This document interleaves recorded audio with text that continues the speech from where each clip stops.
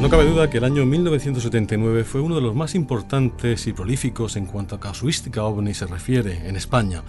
Y desde luego, si hubo un epicentro importante de ese misterio ufológico, pues ese fue la región de Murcia. Hace un par de semanas, como ya les decíamos, hablábamos del caso del Tamames, hablábamos de casos que tuvieron también que ver con Murcia, Alcantarilla, Balsicas, donde tuvimos una gran casuística en ese momento, y otros casos también en las inmediaciones, en las tierras limítrofes de la región de Murcia.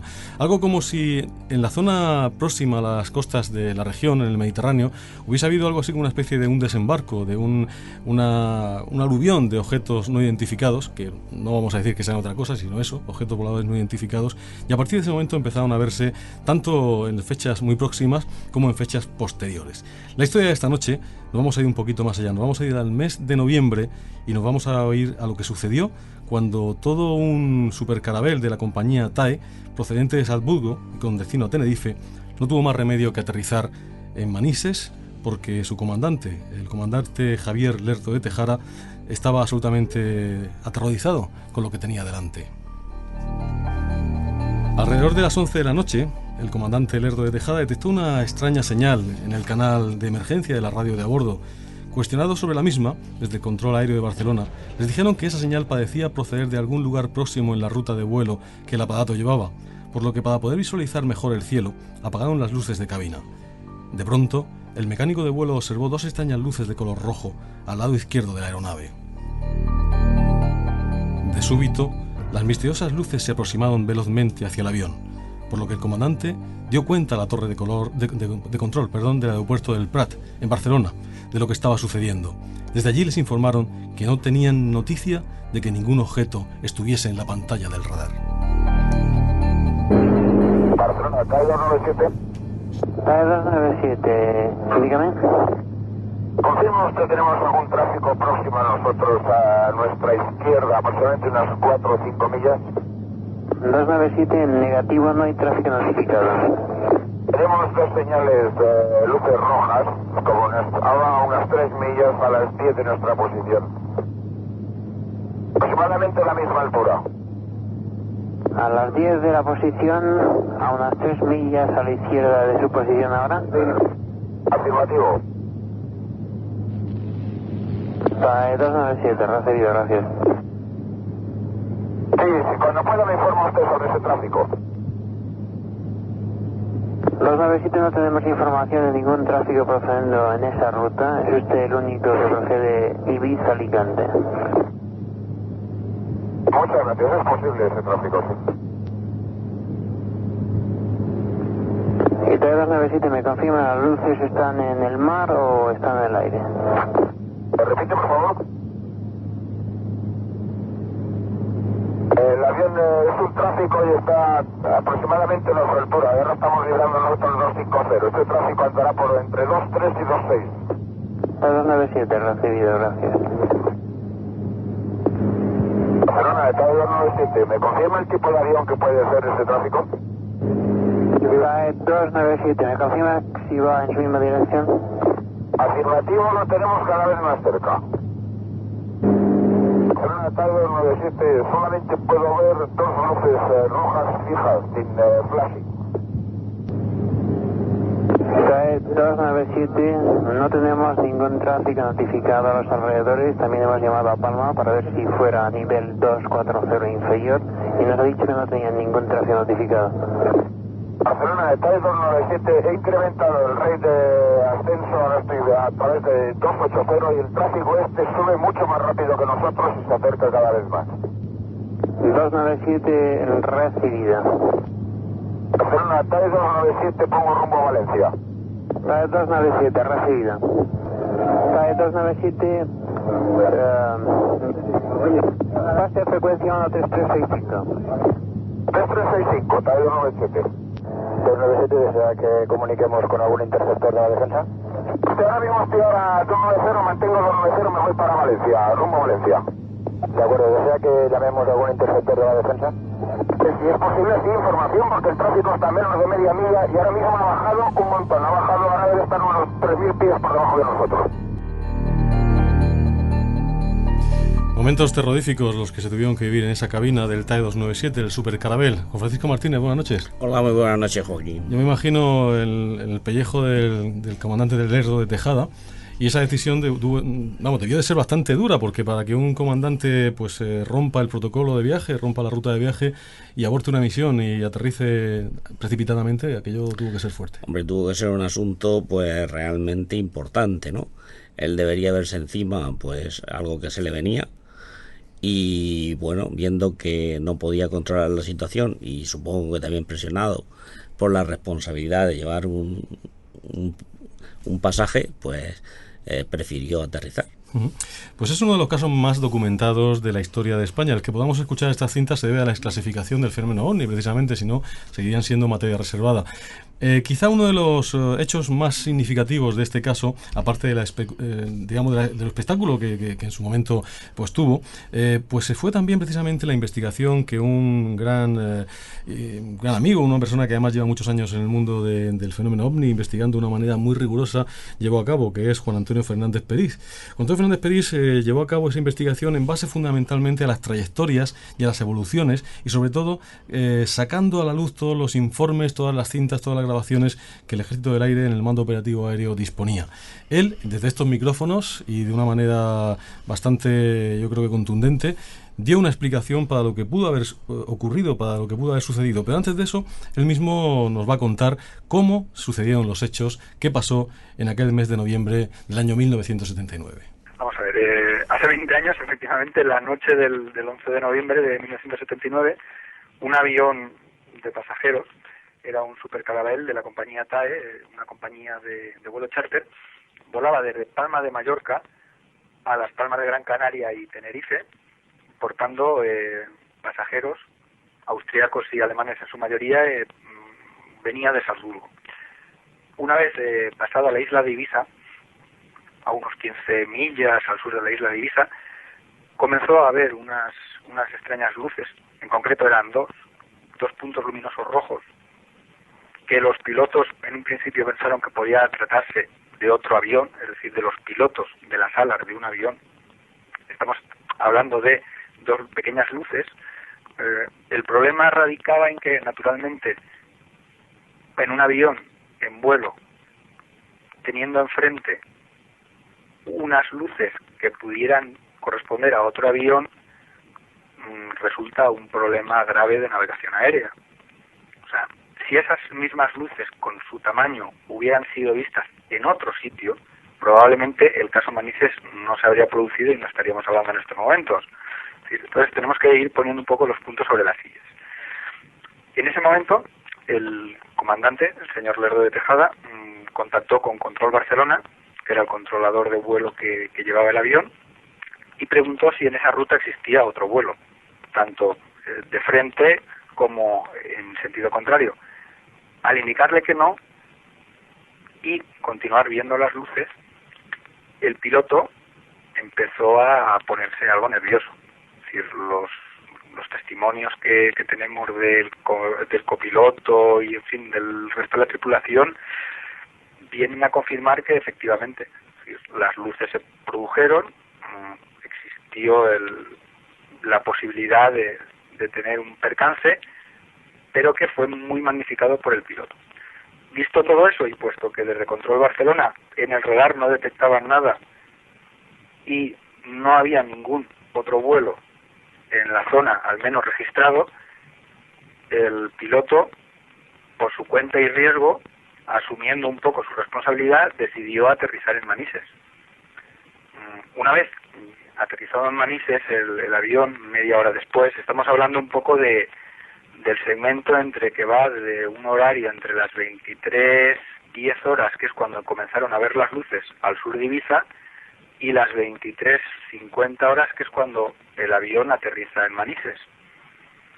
Una vez aterrizado en Manises, el personal técnico del aeropuerto comenzó a ver en el cielo 2, 3, 4 puntos luminosos, depende de ellos, es decir, cada testigo indica un número diferente, que no tenían las mismas características que las luces vistas por los tripulantes del TAE, puesto que estamos hablando ahora de unas luces blanco-amarillentas con destellos verdes rojizos, mientras que las luces vistas por los tripulantes del TAE eran 2 puntos rojos sin ningún otro tipo de luminosidad. Entonces, desde Manises empezaron a ver unos puntos luminosos que a ellos les pareció extraños, y seguidamente este personal técnico, el director de tráfico, el director del aeropuerto civil y los 2 pilotos del avión TAE pasaron a la aneja base aérea de Manises.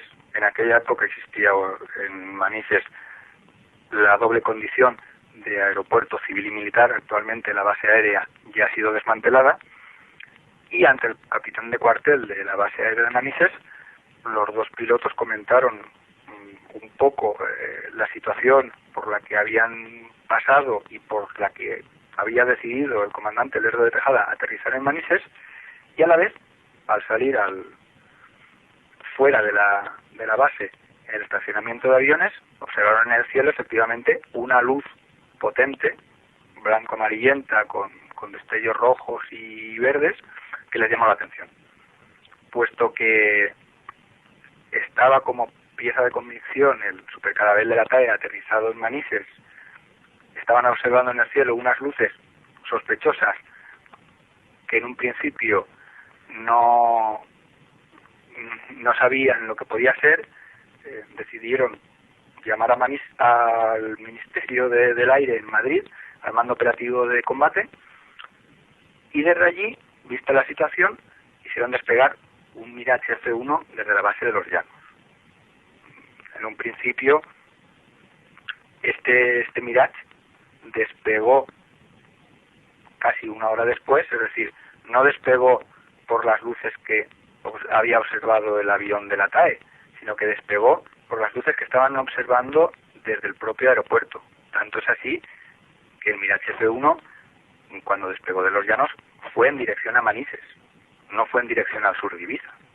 Fue a comprobar las luces que se veían en ese momento sobre el aeropuerto y la base aérea de Manises, de qué se trataba.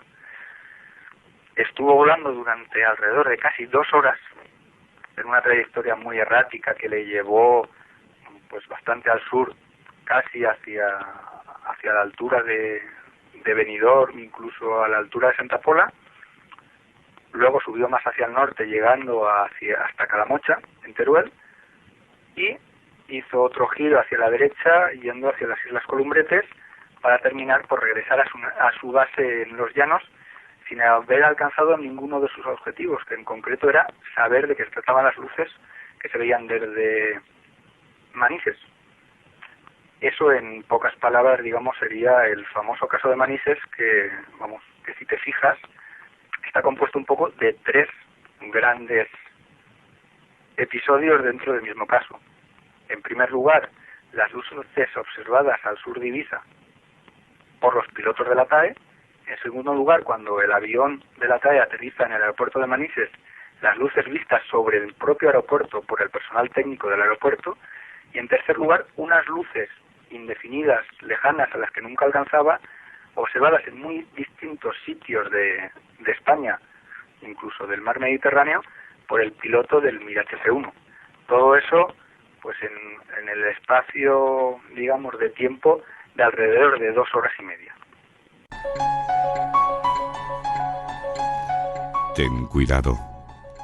Vas a subir el último peldaño.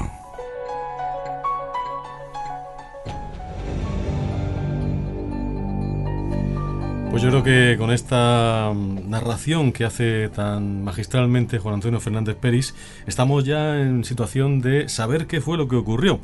A mí me gustaría, antes de seguir adelante, porque luego escucharemos las hipótesis la teoría, digamos, de Peris sobre lo que pudo ser el caso Manises, y ahí es donde entra a jugar un papel importantísimo la refinería de Escombreras, porque a ustedes les podrá parecer increíble, pero ya verán cuando escuchen su narración cómo Fernández Peris le da un papel protagonista a las chimeneas de la refinería de Escombreras. Desde luego se podrá decir que se está de acuerdo, que no se está de acuerdo con lo que vamos a escuchar después. Lo que no se podrá decir en ningún momento es que no ha trabajado de una manera racional, de una manera seria, con un rigor fuera de toda duda, Lo que pasa es que al final las conclusiones pues son, como todo, opinables. Lógicamente hay quien se las cree, hay quien no se las cree, hay quien está más de acuerdo y menos de acuerdo. Nosotros lo que sí defendemos de Juan Antonio Fernández Peris es el trabajo bien hecho, Juan Francisco, y el rigor a la hora de llevar adelante un razonamiento. Hombre, es que lo hemos dicho muchas veces a lo largo de nuestros programas, y es que realmente cuando se trata de descifrar un caso, hay que hacer una investigación lo más racional posible, ¿no? Y por tanto, todo lo que sea trabajar esa investigación en aspectos técnicos, en aspectos, en todo tipo de aspectos, ¿no? En informarse, en buscar bases de datos, pues realmente yo creo que cuando una investigación está hecha de una forma exhaustiva y realmente has agotado todas las posibilidades, si le has dado respuesta a lo que se pretendía, pues realmente pues se ha podido llegar al final de esa investigación. Pero si a pesar de eso no se puede demostrar, pues entonces sí que realmente queda una duda razonable. Yo creo que precisamente eso es lo importante de todo esto, el debate y el poner sobre el tapete pues una serie de teorías que luego pueden ser discutidas por los investigadores serios y que verdaderamente quieren llegar a un final y aún saber lo que ocurrió. Pues bien, tenemos un caso que revolucionó el mundillo no solamente ufológico, sino también de la opinión pública. Recordamos incluso la prensa de la época, del año 79, algunos telediarios donde se hablaba de que un avión había sido obligado a aterrizar por un ovni en Valencia. Una investigación por parte de aviación civil muy importante, porque cuando esto sucede, cuando hay un peligro objetivo, que así fue valorado por el piloto de este avión, además un hombre con una trayectoria intachable, con un montón de horas de vuelo, una persona absolutamente equilibrada, que no podía parecer que estaba ante nada misterioso, porque además las condiciones meteorológicas de la noche eran excepcionalmente buenas. Había una visibilidad, quizá, como apunta ahora en la explicación que vamos a escuchar Juan Antonio Fernández Peris, eso tuvo mucho que ver en que se magnificasen un poco lo que son los avistamientos de luces. Algunas luces pudieron ser demasiado bien vistas porque en otras circunstancias no se hubieran visto y confundidas con algo distinto. Pero eso es lo que vamos a hacer ahora. Vamos a escuchar la parte en la cual en el programa que hicimos con él, con Juan Antonio Fernández Peris, en el momento en que esto salió a la luz, nos hablaba de la posible hipótesis, de la posible explicación del fenómeno. Una explicación que levantó polémicas, que levantó ampollas y que hizo que muchos investigadores más de la escuela extraterrestre, entre comillas, dijeran que eso era inaudito, que no podía ser, a pesar de que los más científicos sí que apoyaban esta teoría. Lo que yo voy a explicar va a ser un poco mis conclusiones y en cierta forma mi verdad. Es decir, yo a lo largo de estos 20 años he investigado los hechos, he hablado con muchas personas, he hablado con muchos testigos directos, con otros no. Por ejemplo, con Lerda de Tejada, puesto que falleció en 1990, pues lamentablemente no he podido hablar. Lo único que he conseguido ha sido declaraciones suyas a muchos medios de comunicación, entonces la información sí que la sé de primera mano, aunque no hubiera podido yo hablar directamente con el testigo. Entonces, el caso Manises, la principal fuente de discusión o la principal fuente de problema es lo complejo que es. Es decir, si te fijas, realmente se trata de 3 episodios consecutivos, pero no entrelazados, que componen todo lo que sería un poco el caso Manises. Entonces, en primer lugar tenemos la observación desde el avión TAE al sur de Ibiza. Geográficamente es un sitio muy determinado, es decir, frente a las costas de Alicante, observaron los testigos, los pilotos del TAE, 2 luces rojas. Entonces, esas 2 luces rojas tienen un nombre y un apellido. Yo he logrado, digamos que, bueno, visto el azimut, visto la dirección, visto la potencia de esas luces, se ve claramente, si se coloca en un mapa, la trayectoria del TAE y se lanza la visual hacia donde veían las luces, que en España, esa visual da a las costas españolas, coinciden en una zona. ¿Y esa zona cuál es? Pues esa zona es la situada entre el Cabo de Palos, el Mar Menor y Cartagena. En esa zona concreta, da la casualidad, no en otras, no 20 kilómetros más para allá o 20 kilómetros más para acá, no, sino justo en esa zona existe la mayor refinería petrolífera española, que es la de Escombreras. Y más concretamente, en ese año, en 1979, a finales de ese año, además de ser la primera en España que producía derivados del petróleo, acababa hacía poco tiempo instalar 2 nuevas chimeneas muy potentes que, digamos, eran poco conocidas todavía en esos primeros meses en el mundillo aeronáutico. Por Escombreras circula una aerovía muy transitada y poco después los pilotos ya se dieron cuenta, digamos, de estas luces, pero ese sería el primer punto. Es decir, tenemos una refinería puesta justo en el sitio donde los pilotos veían las luces. Entonces, se puede argumentar, unos pilotos, en este caso Lerdo de Tejada, tenían una trayectoria profesional muy grande y tenía muchas horas de vuelo, efectivamente. Nadie lo niega. La única historia es que, visto así, se puede decir, queda muy teórico el que un piloto profesional pueda confundir unas luces de una refinería con un ovni.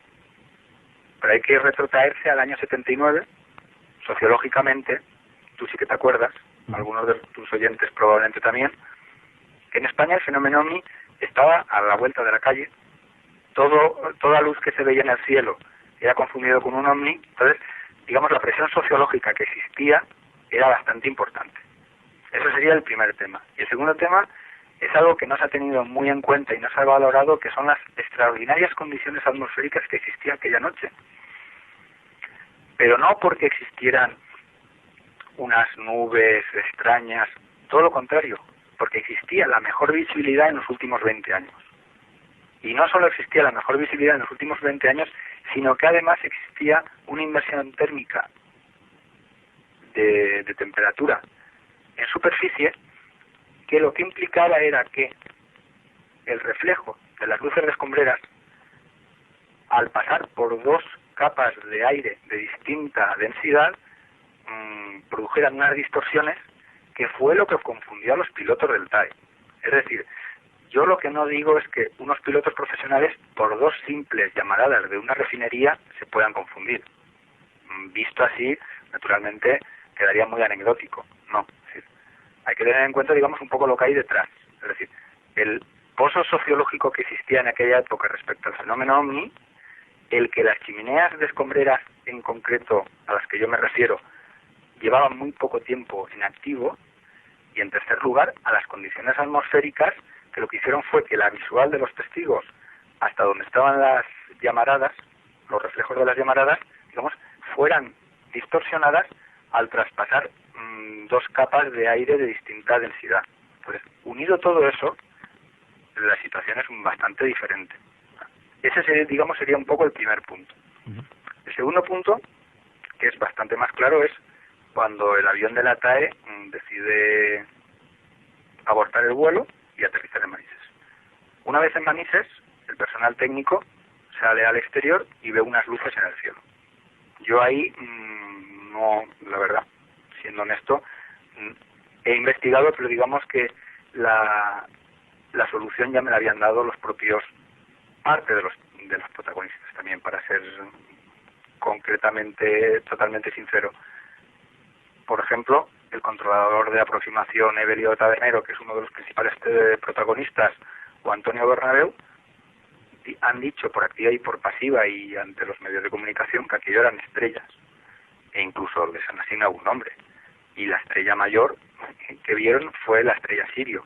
Yo lo único que tuve que hacer es, a partir de las declaraciones de ellos, comprobar si efectivamente Sirio estaba en el lugar y en el horario correspondiente a lo que se había visto aquella noche. Y en efecto, todo coincide. Entonces, yo no tengo por qué enmendar la plana a los propios testigos. Incluso el propio juez militar que realizó la instrucción del caso por las autoridades militares coincide que era el jefe de cuartel en la base aérea de Manises la noche de los autos, y también pudo verlo. Y la misma noche en que estaban viendo las estrellas, hacia el ardor de la madrugada, llamó a las autoridades en Madrid del cuartel general del Ejército del Aire, reconociendo que la luz observada seguía al resto de luces del firmamento y que le parecía que era un planeta. Entonces, ahí ya te digo, yo ahí lo único que he hecho ha sido remachar un poco lo que los propios testigos me habían dicho. Entonces, visto que el segundo punto del caso Manises, que serían las luces vistas desde el propio aeropuerto, eran estrellas, nos queda el tercer apartado, que sería la misión de Scramble de identificación del Mirage F1 de la base de los Llanos, pilotado por el capitán Fernando Cámara. Esta misión tiene muchas connotaciones militares, incluso tiene las connotaciones que tú has dicho en un principio sobre las extrañas interferencias que tuvo. Pero claro, lo que no hay que perder de vista es por qué despegó el Mirage F1. El Mirage F1 no despegó porque 2 horas antes casi el TAE vio 2 luces rojas en el cielo. El F1 despegó porque desde el aeropuerto de Manises, el director civil del aeropuerto señaló a las autoridades militares que mientras no se viera que eran las luces observadas en el cielo, el aeropuerto civil permanecía cerrado. Entonces, si nos atenemos a las propias conclusiones de los testigos, de los técnicos de Manises, que dicen que las estrellas efectivamente fue una confusión que ellos tuvieron, que eran estrellas, tenemos ante nosotros que el F1 salió a identificar unas estrellas. Pues aquí entramos precisamente en esa explicación que es discutible, en esa interpretación de lo que en un momento dado eran hechos objetivos, Juan Francisco, que hemos ido escuchando de una manera bastante inteligente por parte de nuestro invitado Juan Antonio Fernández Peris, y luego viene su interpretación, que es totalmente respetable pero también discutible, como decíamos.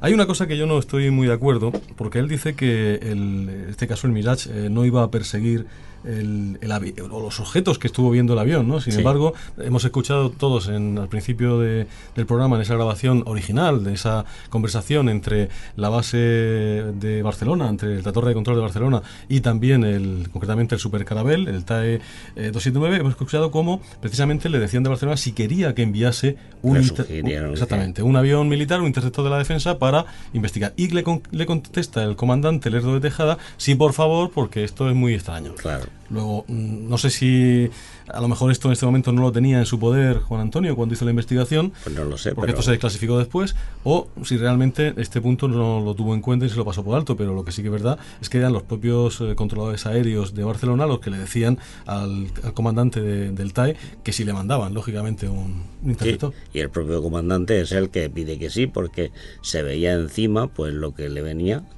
y realmente él pues quizá se sentía mejor protegido yendo un Mirage a ver qué pasaba. Sobre el tema de las chimeneas, nosotros hicimos una pequeña investigación hace algún tiempo que publicamos en la revista Estigia, y que ustedes pueden entrar y leerla dentro de la página www.joaquinavenza.com en Estigia. Podrán ver cómo nosotros fuimos a una zona desde la cual se observa perfectamente la dársena de Escombreras y se ven muy bien las chimeneas, que es el castillo de San Julián, el castillo precioso, desde el cual hay una vista maravillosa en Cartagena, y desde allí hicimos unas fotografías hacia las chimeneas, las supuestas responsables de todo esto. Hay que decir que esas chimeneas no son visibles ni siquiera desde Cartagena, es decir, hay que subir o dar la vuelta al puerto de Cartagena y ponerse ya cara a Escombreras para poderlas ver. Entonces nos hace un poco cuesta arriba creer que efectivamente estas chimeneas pueden haber sido vistas cuando el avión estaba sobrevolando Madrid, o cuando estaba sobrevolando Manises, o estaba sobrevolando otros puntos de España. A tantos cientos de kilómetros, por mucha visibilidad que hubiese, las chimeneas no se ven. Y si se ven, se verían puntos tan diminutos que sería imposible pensar que pueden colisionar con un avión. Eso es lo que a mí me llama mucho la atención de esta hipótesis de Juan Antonio Fernández Peris de las chimeneas de Escombreras. Bueno, él quizá pues intentó sacando deducciones de lo que realmente se había dicho, había escuchado, pero realmente yo no sé si él vino a un lugar adecuado para ver si podían haber una repercusión, porque seguramente ni aun con unas luces puestas allí probablemente hubieran sido visibles, ¿no? Claro, ten en cuenta que las chimeneas están más o menos sobre el nivel del mar y que bueno, pues la distancia a la que se encontraría el avión por la propia curvatura de la Tierra, yo no sé hasta qué punto esto se podría ver desde allí, y desde luego sería bastante difícil de explicar. No obstante, es una hipótesis que nosotros siempre hemos dicho que hay que tener en cuenta, que debe ser considerada como todas, mientras no se demuestre lo contrario, y sobre todo aplaudimos ese esfuerzo que ha hecho Juan Antonio por investigar todo esto. De todas formas, quedaba algo raro, quedaba algo todavía en el ambiente ambiente que no acababa de esclarecerse y que hasta ahora ni siquiera con la explicación que ha dado Juan Antonio está más o menos definido, que es todo lo que realmente percibió el piloto, todo lo que experimentó el piloto, el capitán Cámara, a bordo de su avión de combate Mirage. Vamos a escuchar esa parte.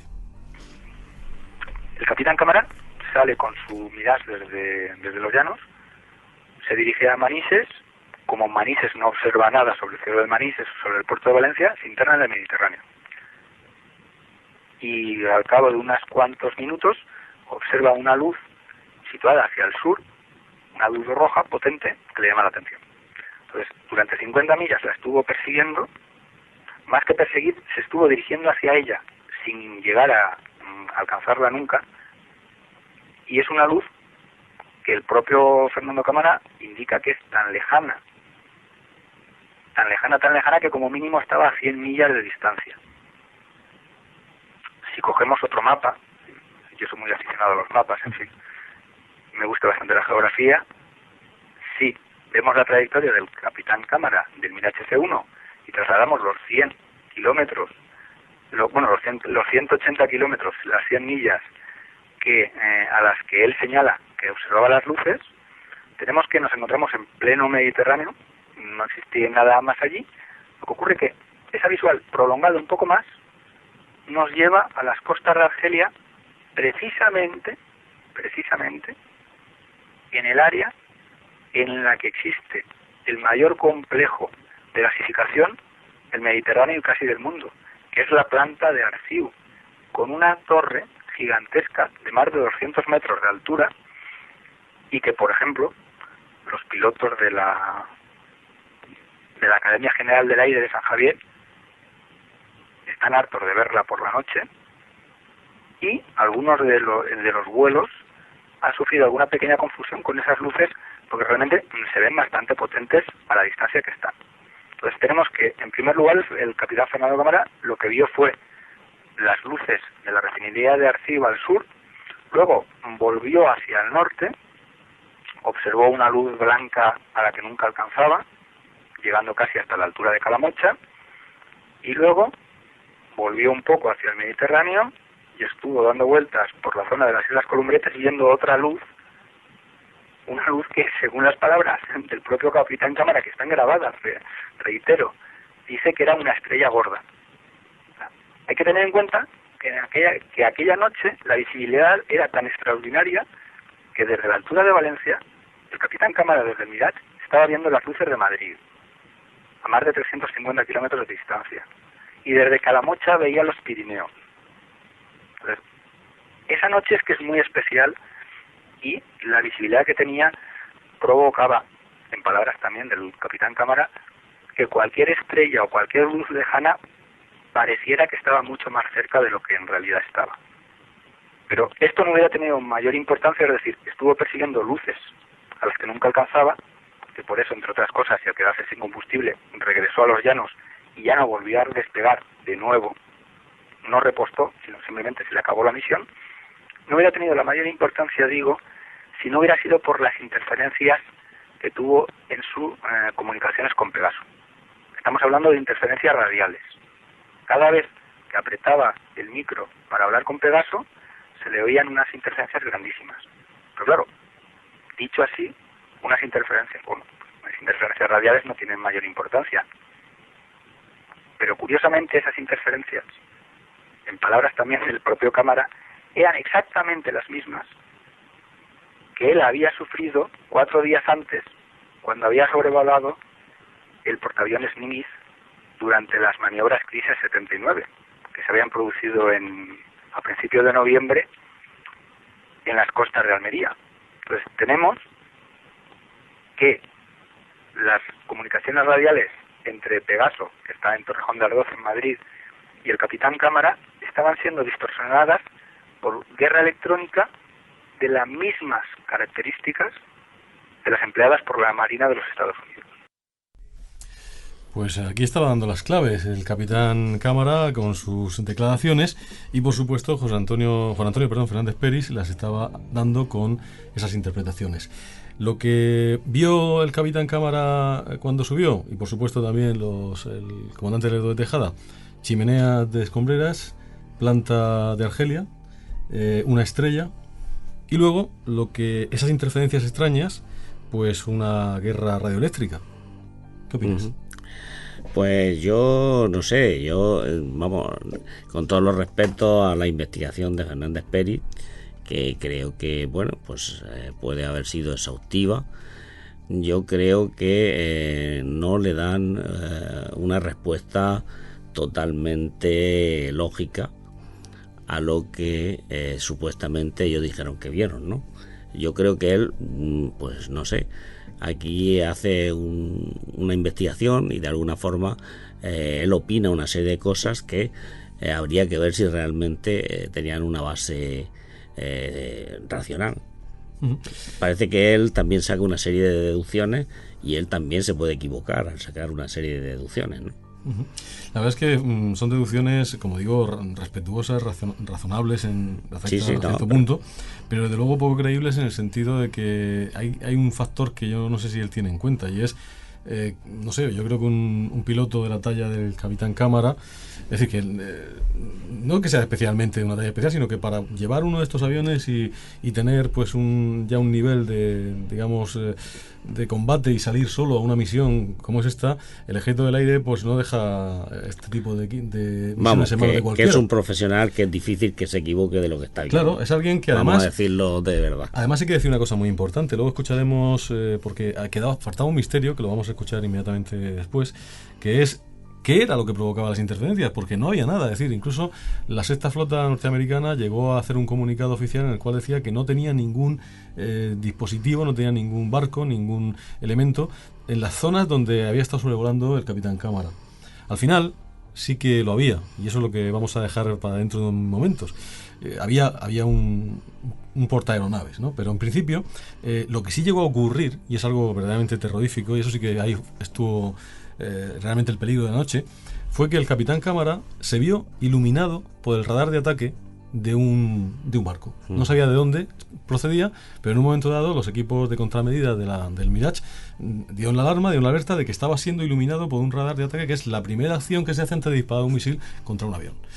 Ahí hay muy poco tiempo de reacción. Si el Capitán Cámara toma la decisión de atacar contra la fuente que está radiando eso, tiene que apretar el botón, salir los misiles del avión y destruir aquello que le está apuntando, digamos, ¿no?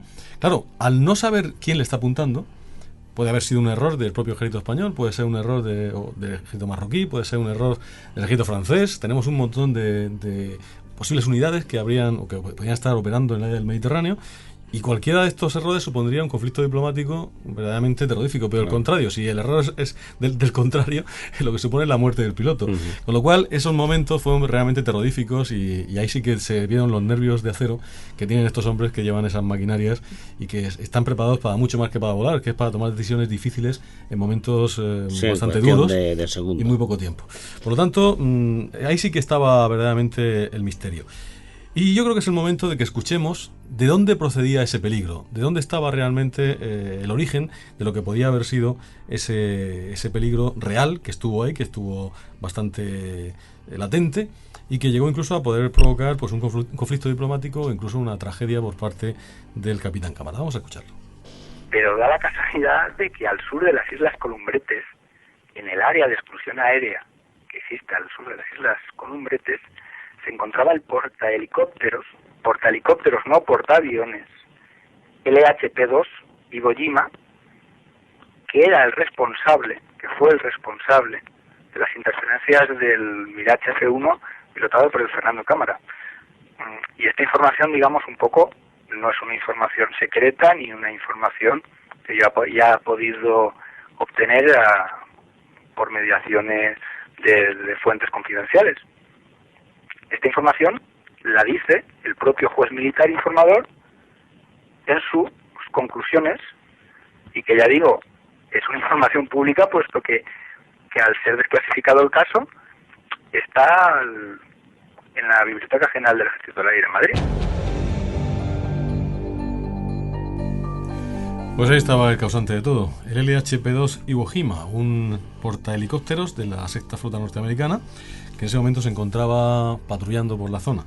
Algo que en un principio no se supo, que nadie conocía, pero que luego cuando, como bien dice Juan Antonio Fernández Peris, cuando se desclasificó el expediente, que además fue fruto de una instrucción judicial militar, porque todo esto conllevó un estudio por parte de la Judicatura Militar para ver realmente qué es lo que sucedió con este caso tan extraño, que mezcló también pues el aterrizaje forzoso de un avión de pasajeros civil, que eso es algo verdaderamente serio. Sí. Bueno, pues todo eso salió a la luz y se trataba de un portahelicópteros que estaba trabajando, o estaba faenando, mejor dicho, moviéndose por esa zona del Mediterráneo, y que pues posiblemente cuando vio tan de cerca el Mirage lo tomó como un posible peligro, y lógicamente la primera medida de seguridad es iluminar con el radar de ataque por si acaso se trata de alguien que viene con intenciones no demasiado amigables, y si hay que apretar el botón, apretarlo. Por lo tanto, hay cosas que son verdaderamente contundentes, objetivas, lógicas. Efectivamente, ahí había esas interferencias que alguien llegó a decir que era el propio OVNI el que estaba provocando esa interferencia. Está claro que no, esa interferencia la provocó una embarcación norteamericana. Algunas de las luces que se vieron pues posiblemente podrían haber sido algo de lo que nos apunta Juan Antonio Fernández Peris. Pero hay que recordar que en las declaraciones del capitán Cámara se decía que las luces rojas que él vio también pues llevaban en medio como un fuselaje en forma de tronco de cono. Si hubiesen sido las chimeneas de escombreras, esto no hubiera sido posible, Juan Francisco, porque no se podía ver en medio ninguna cosa, ya que las chimeneas estarían tan lejos que prácticamente se confundirían las dos luces. No sé si estás de acuerdo conmigo. Sí, no, yo estoy de acuerdo en ese aspecto. Realmente yo creo que es difícil llegar a esa suposición, ¿eh? Pues esto realmente es mucho más importante de todo lo que otros han hablado y otros han dicho. Parece como si hubiese pues una especie de ánimo por parte de alguien de ocultar la verdad sobre lo que sucedió en el incidente en Manises. Han habido investigadores y periodistas que dicen que hubo pues una especie de contubernio, de conspiración. Sin embargo, otros, por el contrario, pues como es el caso de Juan Antonio Fernández Peris, piensan que lo que hubo fue una serie de sucesos absolutamente normales que fueron malinterpretados. A lo mejor, como suele decirse, la verdad o la virtud está en el medio, ¿no? A lo mejor sí que hubo algo, porque luego a mí no me entra en la cabeza que dos grandes profesionales de la aviación, como eran Lerdo de Tejada y el capitán Cámara, pues confundiesen tantas cosas. Y por otra parte, desde luego, el hacer aterrizar, como ya hemos dicho varias veces, a un avión de pasajeros, yo desde luego, si soy el comandante, como no esté muy seguro, como no esté absolutamente convencido de que hay un peligro en el vuelo para la tripulación y por supuesto para el pasaje, yo no hago aterrizar un avión, porque eso supongo que tendría consecuencias de todo tipo para este hombre. Hombre, yo lo que has dicho realmente sobre que hubiese interés en ocultar datos y demás, todos sabemos el secretismo con el que siempre ha actuado el mando operativo aéreo, ¿no? E incluso todos sabemos que, bueno, ya se ha llegado a desclasificar la mayoría de los casos, y que también muchos en la desclasificación parece ser que han sido como mutilados, ¿no? Siempre ha habido un secretismo, y entonces yo creo que en un caso tan importante como este, en el que realmente hubo necesidad de un aterrizaje forzoso por parte del comandante de vuelo de un pasaje, la salida de Mirage y de cazas, realmente yo creo que es probable que hayan ciertos datos que no hayan salido a la luz y que aún hoy no conozcamos. O sea, yo no descartaría nada de eso, porque todos sabemos que siempre se ha pretendido silenciar esta fenomenología OVNI por parte, sobre todo, del mando operativo.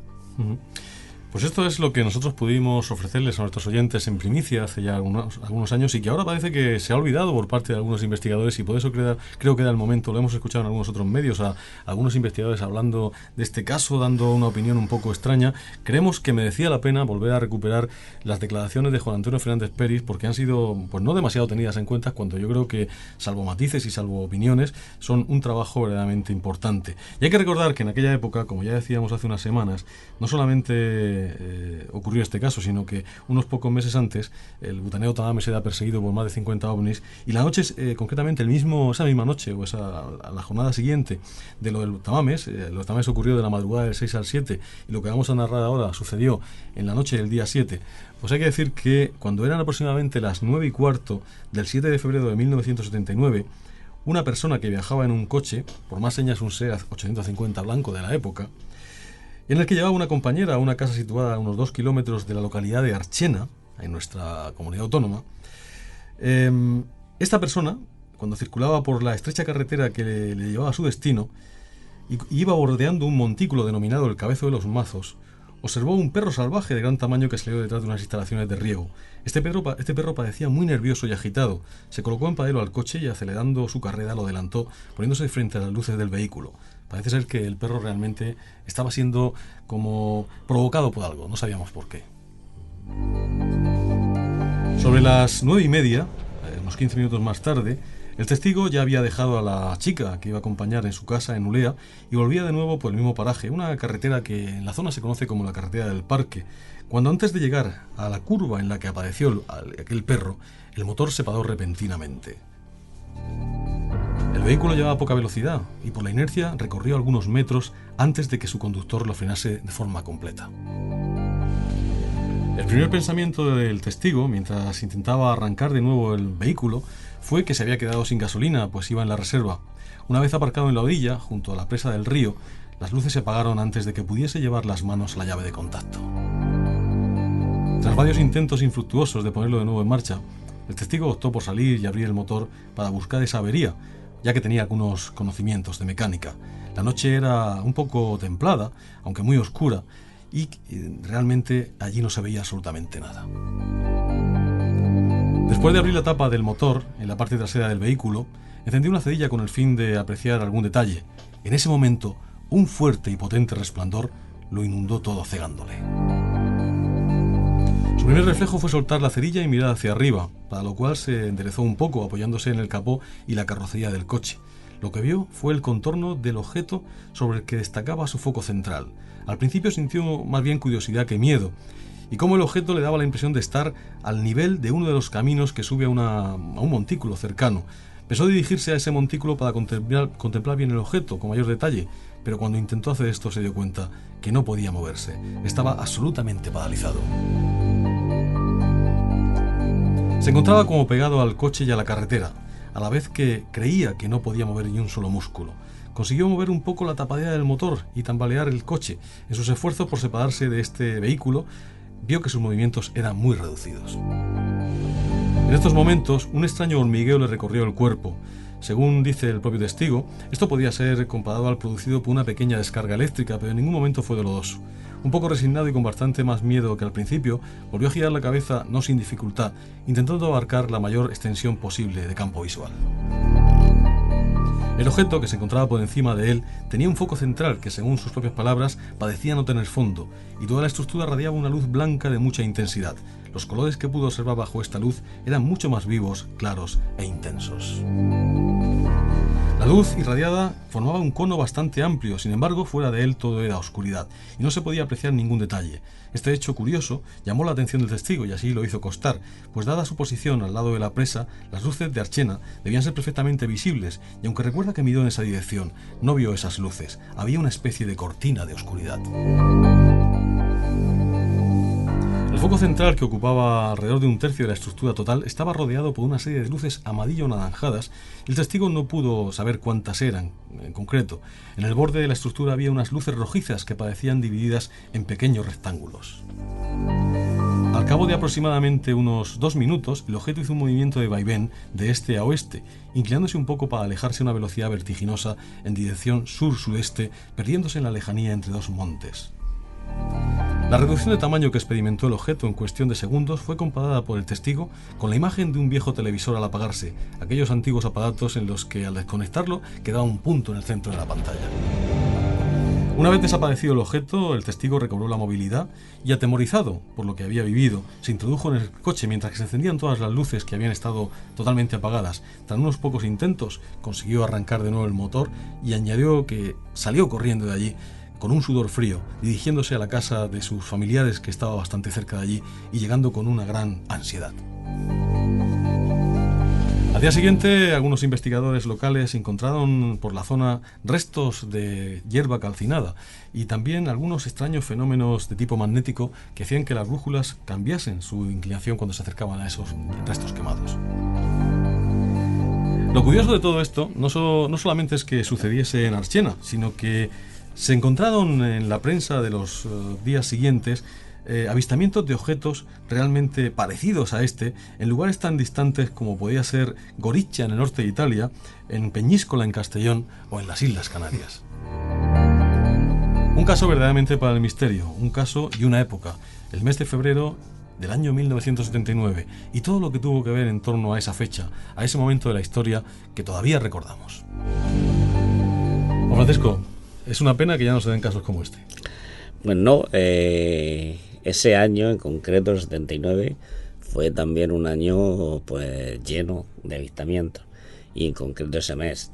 Además, avistamientos de los típicos, porque conforme iba narrando el caso este, pues había ahí una serie de hechos que pasaron que son típicos, ¿no? El quedarse paralizado, que los coches dejaban de funcionar, las luces se iban, pues no sé, todos esos han sido casos típicos de muchísimos, de cientos de avistamientos, que de pronto alguien iba conduciendo, notaba que el coche no funcionaba, que miraba para arriba y veía una luz. Son, digamos, detalles típicos de los avistamientos, ¿no? Pues si quieren más información sobre esto, en el libro El último peldaño, Voces en la escalera del misterio, le dedicamos un capítulo completo a este caso, que realmente fue uno de los más importantes de aquella historia. Y hasta aquí hemos llegado, amigos oyentes. La noche del misterio, la noche de la reflexión, la noche también del fenómeno